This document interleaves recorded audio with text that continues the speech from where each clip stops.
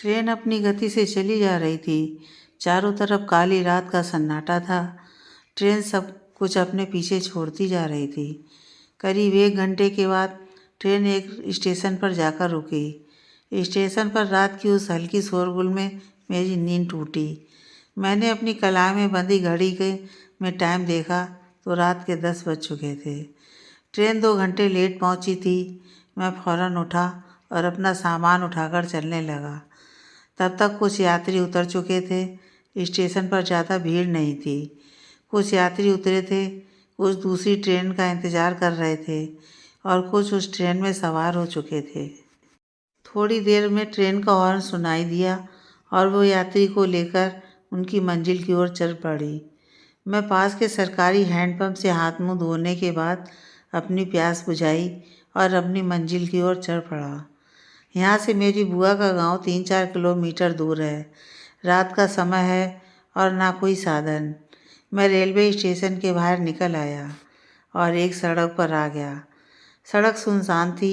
वहाँ ना कोई आदमी और ना कोई रिक्शा वाला नज़र आ रहा था। मैंने इधर उधर नज़र दौड़ाई और तभी मेरी नज़र एक रिक्शे वाले पर पड़ी।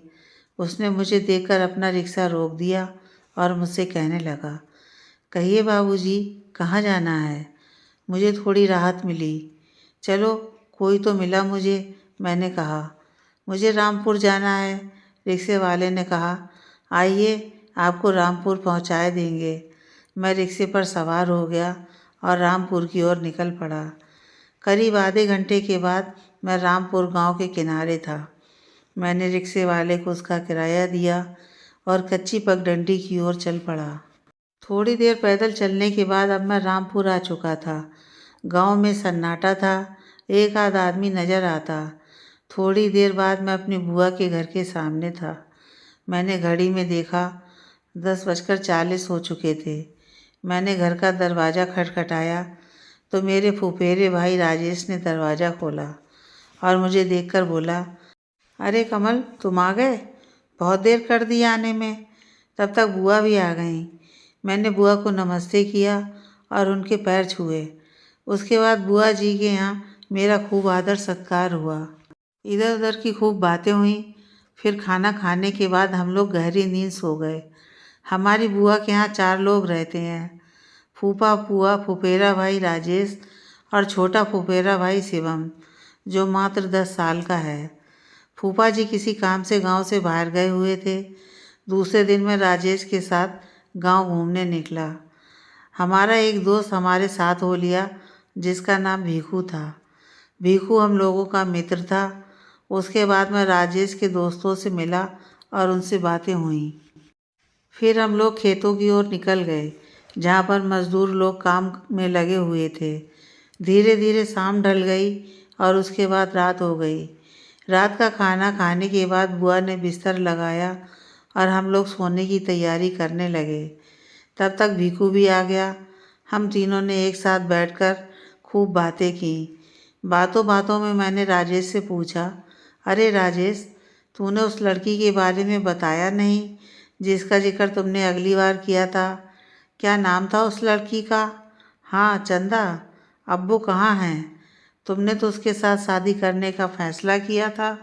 राजेश ने कहा, क्या यार, उसके बारे में मैंने माँ बापू से बात की तो उन्होंने साफ इनकार कर दिया और कहा, तेरी शादी उसी से होगी जो हमने पसंद की है। बस फिर क्या था, मुझे माँ और बापू की बात माननी पड़ी। तब तक भीखू बोला, तो तुम्हें चाचा और चाची की बात मान ली राजेश भैया? हम तो सोच रहे थे कि तुम चंदा की याद में कुंवारे ही मर जाओगे। कहते हुए भीखू हंसने लगा। मुझे भी हल्की हंसी आ गई। अरे चुप कर भीखू, क्या कोई अपने माँ बापू जी की बात टालता है क्या? राजेश ने भीखू को डांटते हुए कहा। तब मैं बोला, तुम सही कह रहे हो राजेश। अगर बुआ फूफा ने तुम्हारे लिए सही सोचा होगा और एक अच्छी लड़की पसंद की होगी। हाँ भाई, अब तो यही किस्मत है। कहते हुए राजेश चुप हो गया। लेकिन अब चंदा है कहाँ? गांव में तो दिखी नहीं, मैंने पूछा। राजेश बोला, अब तो वो अपने मामा के यहाँ से अपनी माँ के पास चली गई है। दरअसल उसकी माँ बीमार है और कोई देखभाल करने वाला भी नहीं है, इसलिए वो अपनी माँ के पास ही रहती है। छोड़ यार, तू बता, तूने अभी तक कोई लड़की पसंद की है या मामा ने कोई लड़की देखी है तेरे लिए, या कोई प्रेम प्रकरण चल रहा है तेरा? कमल ने कहा, यह प्रेम के मामले में मैं कभी पड़ा नहीं और कॉलेज के दिनों में भी इस प्रेम जाल में नहीं फंसा। वैसे माँ पिताजी मेरे लिए कई रिश्ते ढूंढे मगर मुझे कोई पसंद नहीं आई। खैर, जब शादी होगी तो देखा जाएगा।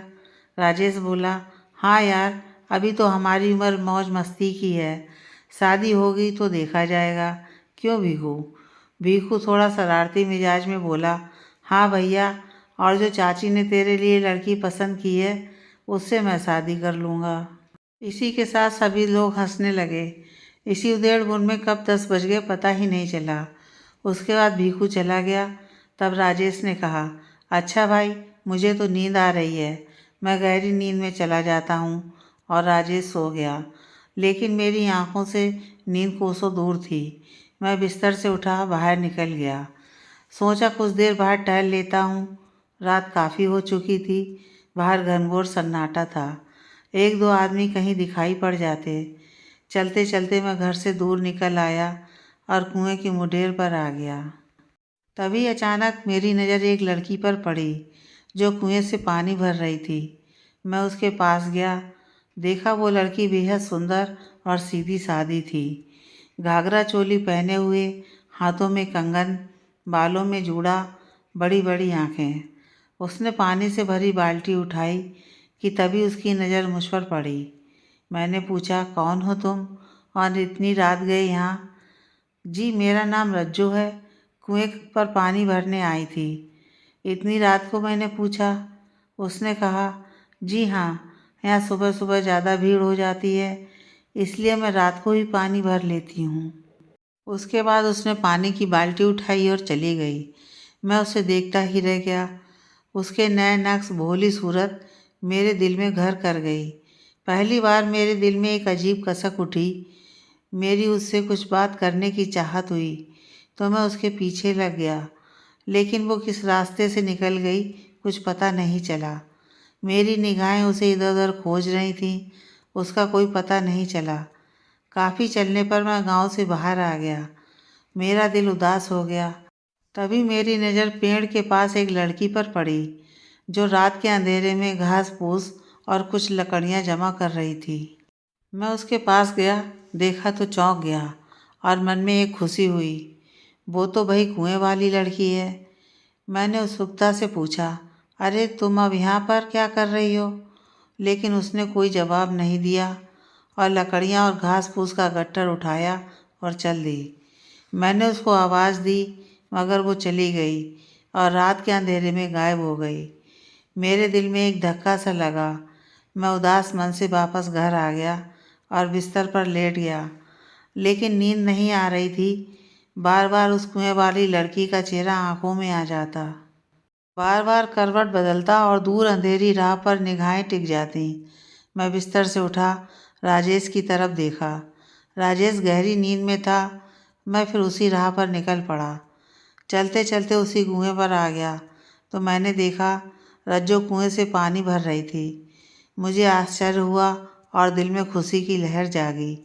मैंने पूछा, अरे तुम तो अभी पानी भर के ले गई थी और कुछ देर पहले मैंने तुम्हें गांव के बाहर लकड़ी इकट्ठे करते हुए देखा था। रज्जो ने पानी की बाल्टी ज़मीन पर रख दी और अपने बालों को ठीक करते हुए चेहरे पर हल्की मुस्कान लिए बोली, तुमने जिसे पेड़ के नीचे लकड़ी बीनते हुए देखा वो मैं नहीं, मेरी जुड़वा बहन मंगला थी। वो कल खाना बनाने के लिए लकड़ियाँ चुन रही थी। बेचारी ज़्यादा बोलती नहीं है ना, इसलिए आपसे बात नहीं की होगी। ओह, तो वो तुम्हारी बहन थी, मैं समझा कि। मैंने कहा, लेकिन लकड़ी को तो वो दिन में भी ला सकती थी। इस पर वो कुछ न बोली, बस अपनी मुस्कान को होंठों के अधरों पर लाते हुए वो जाने लगी। तब मैंने आवाज़ दी, एक पल रुको। इस पर वो बोली, क्या चाहते हो बाबूजी? मैंने हिम्मत बांधकर उससे कहा, थोड़ी देर रुको, मैं तुमसे कुछ देर बात करना चाहता हूँ। देखो, मुझे गलत मत समझना, मेरा कोई गलत इरादा नहीं है। उसने पानी की बाल्टी ज़मीन पर रख दी। उसने एक नज़र मेरी तरफ देखा और बोली, कहो क्या कहना चाहते हो। मैंने आसपास नज़र दौड़ाई, कोई नहीं था। घड़ी में टाइम देखा तो 11:54 हो चुके थे। मैंने उससे पूछा, तुम अकेली लड़की, वो भी रात के अंधेरे में, क्या तुम्हारे माँ पिता तुम्हारे लिए चिंतित नहीं होंगे? ये सुनकर वो उदास हो गई और दुखी मन से बोली, मेरी बहन के अलावा मेरे घर में कोई नहीं है। बापू शराब की लत में हमें छोड़ गए और माँ भी बीमारी में चल बसी, और इसी के साथ ही वो अपना चेहरा छिपाकर रोने लगी। मुझे बहुत दुख हुआ। मैंने उसे दिलासा दिलाई और कहा, रज्जो, रात काफ़ी हो चुकी है, तुम्हारी बहन तुम्हारा इंतज़ार कर रही होगी, तुम्हें चलना चाहिए, मैं कल तुमसे मिलूँगा। उसने कहा, पहली बार किसी ऐसे इंसान से मिली हूँ जो दिल का सच्चा है और एक नेक इरादों का है। तुमसे मिलने के बाद मुझे बहुत खुशी हुई। मेरी बहन का क्या, मैं उसे समझा दूँगी। फिर उसने कहा, हमें यहाँ कुएं पर नहीं रुकना चाहिए, चलो उस गुमटी के पास वाली झोपड़ी में रुकते हैं। थोड़ी देर तुमसे बात करने के बाद मैं चली जाऊँगी। रज्जो ने कुएं से कुछ दूर पर झोपड़ी में लगी गुमटी की ओर चलने को कहा। उसके बाद रज्जो और कमल उस गुमटी के पास बेंच पर बैठ गए और बातें करने लगे। कमल ने रज्जो को अपना परिचय दिया और अपने बारे में बताया। बात करते करते कब 1 बज गया पता नहीं चला। कमल मन ही मन सोच रहा था कि कैसे अपनी मन की बात रज्जो से कहें कहें कि उसे बुरा ना लगे। तभी रज्जो ने कहा, अब मुझे चलना चाहिए, काफ़ी रात हो चुकी है। उसके बाद रज्जो ने बाल्टी उठाई और चली गई। मैं रज्जो को देखता ही रह गया। मैं सोच रहा था रज्जो को सब कुछ बता दूंगा, लेकिन दिल ने गवाही नहीं दी। मैं कुछ देर वहीं बैठा रहा और रज्जो के बारे में सोच रहा था। उसके बाद मैं उठा और घर की ओर चल दिया। सुबह मेरी आंख देरी से खुली। राजेश ने मुझे जगाया। उसने मुझसे कहा, क्या बात है भाई, रात में पहरा दे रहे थे क्या? 2-3 बार जगा चुका हूँ, मगर तुम्हारी नींद तो कुंभकर्ण की नींद है। यह रात में कोई राजकुमारी मिलने आई थी, राजेश ने मजाकिया अंदाज में कहा। फिर उसने कहा, चलो जल्दी उठ के तैयार हो जाओ, फिर साथ में नाश्ता पानी करते हैं। लेकिन मेरे दिमाग में रात की कहानी चल रही थी। मैंने सोचा कि राजेश को सारी बात बता दूं, लेकिन चुप रहा। उस रात का जिक्र मैंने किसी से नहीं किया। सोचा बाद में बता देंगे। अगले दिन फूफा भी घर आ गए। थोड़ी देर में राजेश खेत की ओर निकल गया। खेतों में बुआई चल रही थी। मैं उठा और बरामदे में आकर एक बुक पढ़ने लगा, लेकिन उस किताब में मेरा मन नहीं लगा। तभी भीखू आ गया और बोला, क्या कमल भैया, अकेले बैठे बोर हो रहे हो? मैंने भीखू को देखकर कहा, आओ भीखू बैठो, तुमसे ही बातें करते हैं। अच्छा बताओ भीखू, ये तुम्हारे गांव में रहने वाली रज्जो नाम की लड़की कैसी है? रज्जो? भीखू आश्चर्य से बोला। हाँ रज्जो, मैंने कहा।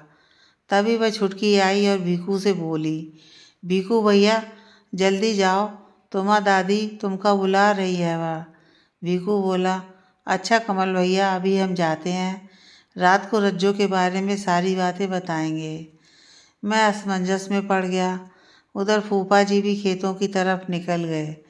बुआ पड़ोस में कहीं चली गई और छोटा भाई शिवम पढ़ने के लिए स्कूल चला गया और घर में मैं अकेला रह गया। बार बार मेरा दिमाग रज्जो के बारे में सोच रहा था। शाम को मैं छत पर उदास अकेला बैठा था। तभी राजेश ने आकर मेरे विचारों में विघन डाला और बोला, क्या बात है मेरे भाई, इस तरह से उदास क्यों हो? क्या कोई लड़की मन को भा गई? मैंने सोचा कि राजेश को सारी बातें बता देता हूँ कि तभी फूफा आए और बोले, अरे राजेश, यह कागजात ले जाकर सरपंच जी को दे आओ और कहना कल सुबह आकर मैं उनसे मिलता हूँ। राजेश सरपंच के पास चला गया और मैं फिर यह बात नहीं कर पाया। रात हो गई। हम लोग खाना खाकर छत पर टहल रहे थे। रात के 9 बजे थे। राजेश कहीं बाहर गया हुआ था। मुझे लगा कि मैं बुआ से रज्जो के बारे में बात कर लेता हूँ, लेकिन हिम्मत नहीं हुई। मैंने बुआ से कहा, बुआ मैं बाहर जा रहा हूँ, थोड़ी देर में आ जाऊँगा। उसके बाद मैं बाहर निकला। सोच रहा था कि रज्जो के घर का पता लगाकर मैं रज्जो से मिल लेता हूँ। आज भीखू भी नहीं आया कि उसके साथ हो जाए। और ये राजेश पता नहीं कहाँ चला गया। गांव में अभी थोड़ी चहल पहल थी, लोग आ जा रहे थे, लेकिन मुझ में हिम्मत गंवारा नहीं हो रही थी कि मैं किसी से रज्जो के बारे में बात करूं। पता नहीं लोग मुझे गलत ना समझें। मैंने गांव की गली के कई चक्कर लगाए और घूमते घूमते गांव के बाहर आ गया। रास्ते में बने एक टूटी हुई पुलिया पर बैठ गया और रज्जो के बारे में सोच रहा था। इसी सोच में मैं ये भूल गया कि रात के 11:45 हो गए। मैं तुरंत उठा और घर की ओर चल दिया। इतनी रात हो गई और मुझे पता ही नहीं चला। फूफा, बुआ और राजेश मेरे घर न आने से परेशान होंगे। अभी मैं जा ही रहा था कि पास की झाड़ियों के समीप पीपल के पेड़ के पास मुझे एक पायल की आवाज़ सुनाई दी। मैं रुक गया और पीपल के पेड़ के पास देखने लगा। पायल की आवाज़ फिर आने लगी। मैं एक पेड़ की ओट में आकर छिप गया और देखने लगा कि इस वक्त कौन हो सकता है। वैसे मैंने भूत प्रेत चुड़ैल के बारे में सुना था कि वो लोग रात में ही निकलते हैं, लेकिन मैं इन बातों को नहीं मानता था। लेकिन मैं अपनी जिज्ञासा शांत करना चाहता था, सो मैं उसी पेड़ की ओट में छिपा रहा। तभी मैंने देखा एक पीपल के पेड़ की दोनों तरफ से दो औरतें बाहर निकलीं। दोनों सफ़ेद वस्त्र पहने, चेहरे पर घूंघट डाले, हाथों में दिया लिए, पैरों में पायल जो खनक रही थी। वो दोनों एक दूसरे रास्ते की तरफ जाने लगीं। मैं जिज्ञासापूर्ण उनके पीछे लग गया। एक लंबे रास्ते को पार करके वो गांव के बाहर एक बड़े तालाब के पास पहुंची। तालाब बहुत बड़ा था। तालाब के दोनों तरफ झाड़ियाँ और सरकंडे उगे हुए थे और हर तरफ पेड़ लगे हुए थे। इस तालाब की तरफ बहुत कम लोग आते थे। मैं एक जगह पर रुक गया और छिपकर उन्हें देखने लगा।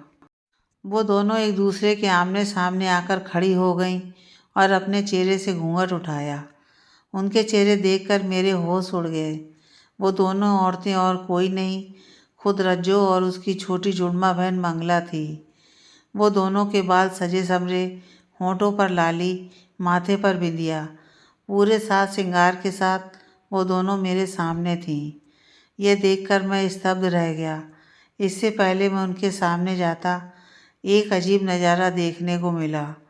वो दोनों एक दूसरे में समा गईं और धुआं बनकर उसी तालाब में गायब हो गईं। यह देखकर मेरे पैरों तले ज़मीन खिसक गई, सांस गले में अटक गई। मैं पसीने से तरबतर हो गया और मैं वहीं बेहोश हो गया। तकरीबन सुबह 6 बजे मुझे होश आया तो मैंने अपने आप को एक सरकारी हॉस्पिटल में पाया। मेरे सामने राजेश, फूफा और भीखू खड़े थे, लेकिन मेरा दिमाग अभी तक चकरा रहा था। राजेश ने कहा, कमल ये सब क्या है? तुम वहाँ तालाब के पास बेहोश क्यों हो गए थे? क्या हुआ तुम्हारे साथ? लेकिन मेरे मुंह से कोई शब्द नहीं निकल रहे थे। फूफा ने कहा, राजेश लगता है कमल कोई बहुत बड़े सदमे में है। जब कमल सदमे से बाहर आ जाएगा, घर पर उससे पूछेंगे। डॉक्टर ने फूफा से कहा, चिंता की कोई बात नहीं, भारी थकान और कोई टेंशन की वजह से यह हाल हुआ है। फिलहाल ये टेबलेट इन्हें देते रहिए, सब ठीक हो जाएगा। उसके बाद 10 बजे हम लोग घर पर थे। राजेश ने मुझे देखा और कहा, क्या बात है कमल, ऐसा क्या हुआ था तुम्हारे साथ? तुम वहाँ रात में तालाब के पास कैसे पहुँच गए?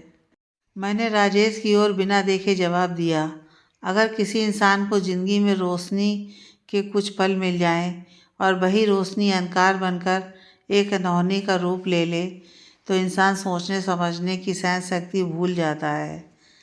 राजेश, मुझे कमल की बातें सुनकर थोड़ा अजीब लगा। राजेश ने कहा, मैं कुछ समझा नहीं। कमल, तुम कहना क्या चाह रहे हो? उसी वक्त वहाँ भीखू आया और बोला, अरे कमल भैया, कैसे हो तुम? तुमने कल रात रज्जो के बारे में पूछा था ना, लेकिन वो तो रज्जो। राजेश भीखू की बात बीच में काटते हुए बोला। भीखू बोला, हाँ राजेश भैया, कल कमल भैया रज्जो का जिक्र कर रहे थे। रज्जो की बात सुनकर राजेश सोच में पड़ गया। तब कमल ने रज्जो के बारे में उस रात की पूरी घटना राजेश को बताई। ये सुनकर राजेश को आश्चर्य हुआ और बोला, लेकिन कमल, ये कैसे हो सकता है? क्योंकि रज्जो और उसकी जुड़वा बहन मंगला को मरे हुए 2 वर्ष हो चुके हैं। भीखू ने कहा, यही तो, जब रज्जो और मंगला का निधन हो चुका है तो वो दोनों कमल को कैसे नजर आईं? कुछ सोचकर राजेश ने कहा, यह हो सकता है भीखू।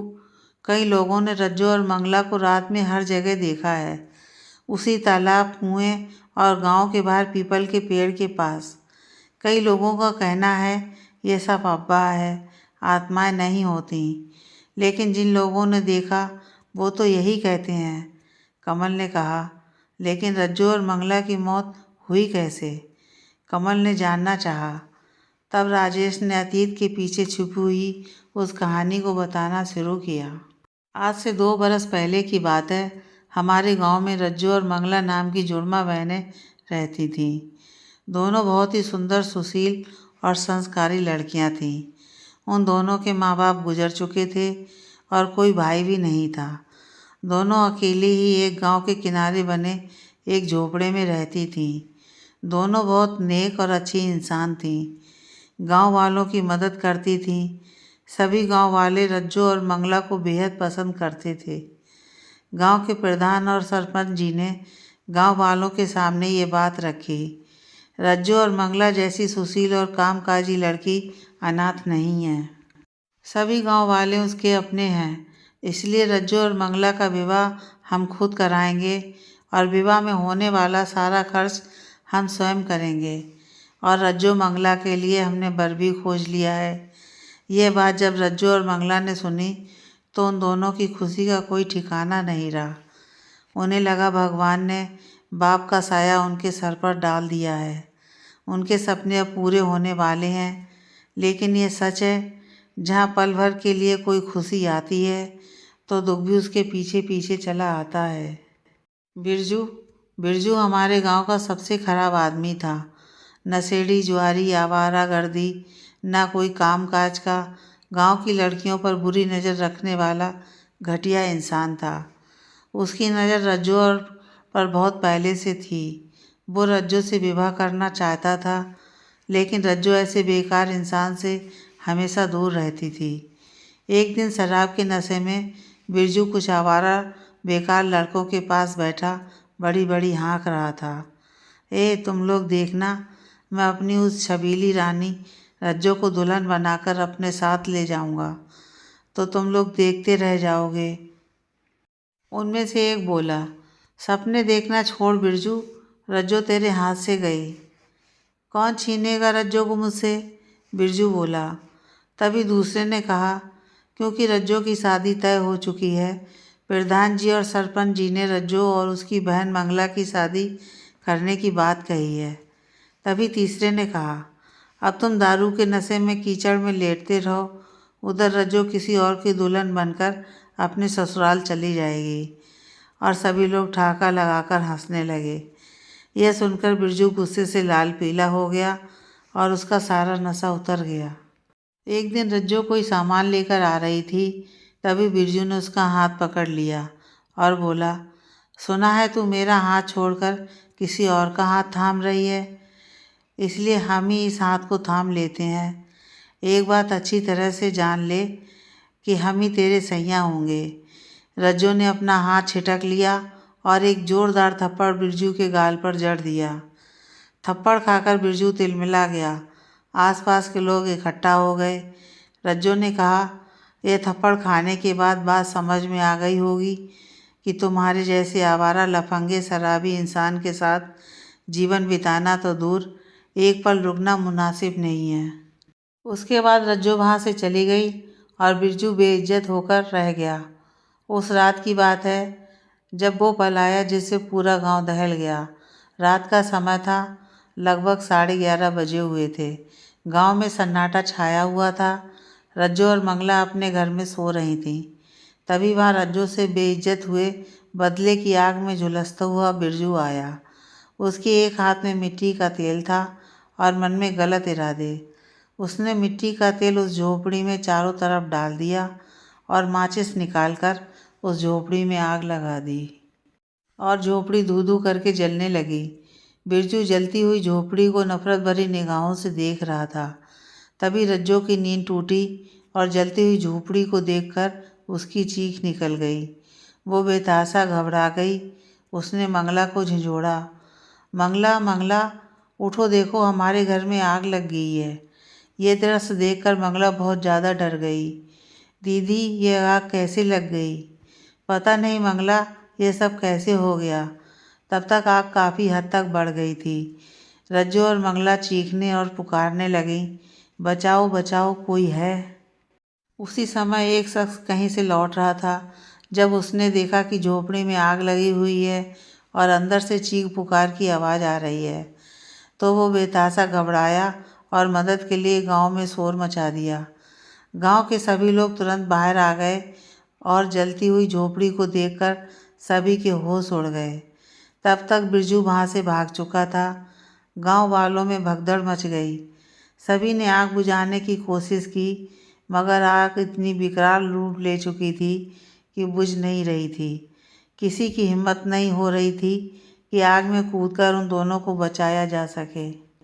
धीरे धीरे झोपड़ी जलकर पूरी तरह राख हो गई और इस तरह रज्जो और मंगला की अग्नि समाधि बन गई।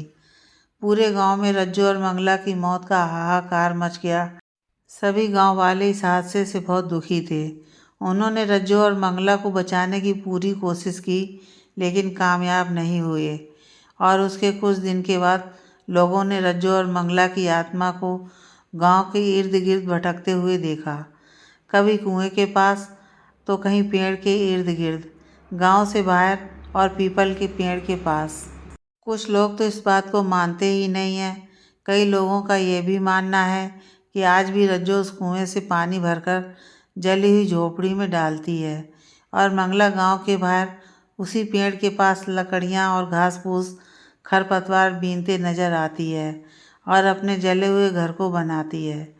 रज्जो और मंगला की दर्दनाक दास्तान सुनकर कमल की आंखों में आंसू भर आए। उसे तो यकीन ही नहीं हो रहा था कि जो रज्जो रात को उससे मिली थी वो उसकी भटकती हुई आत्मा है। लेकिन आंखों से देखी हुई घटना कैसे झुठलाई जा सकती है। राजेश बोला, कमल, तुम्हारी बात सुनकर अब मुझे यकीन हो गया है। जो गांव वाले कहते हैं वो सच है।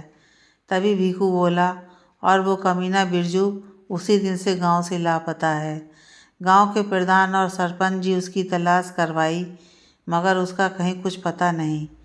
राजेश ने कहा, एक बार वो हरामजादा मिल जाए तो पूरे गांव वालों के सामने उसे जिंदा जला दिया जाए। उसके बाद सब लोग खामोश हो गए। तभी वहाँ बुआ आईं और बोलीं, कमल, अब तुम्हारी तबीयत कैसी है? मैंने कहा, अब ठीक है बुआ।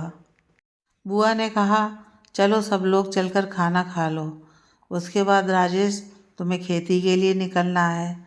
दूसरे दिन माँ का टेलीग्राम आया और माँ ने मुझे घर आने के लिए कहा। आज सुबह मैं जल्दी उठा और घर जाने के लिए तैयार होने लगा, लेकिन मेरा मन बहुत विचलित था। इस गांव में आने के बाद पहली बार मैं अपने आप में एक अजीब अनुभव महसूस कर रहा था। आज से पहले मैं इस गांव में कई बार आ चुका हूँ, लेकिन इस बार आने के बाद मेरी ज़िंदगी पूरी तरह से बदल चुकी है। थोड़ी देर में मैं तैयार हो गया। मैंने बुआ और फूफा के पैर छुए, प्रणाम किया और उनका आशीर्वाद लेकर घर के लिए निकल पड़ा। राजेश मुझे रेलवे स्टेशन तक छोड़ने के लिए मेरे साथ हो लिया। करीब आधे घंटे के बाद मैं और राजेश रेलवे स्टेशन पर थे। कुछ ही देर में ट्रेन आ गई। मैंने राजेश से विदा लिया और ट्रेन में सवार हो गया। ट्रेन का हॉर्न सुनाई दिया और वो धीरे धीरे चल पड़ी।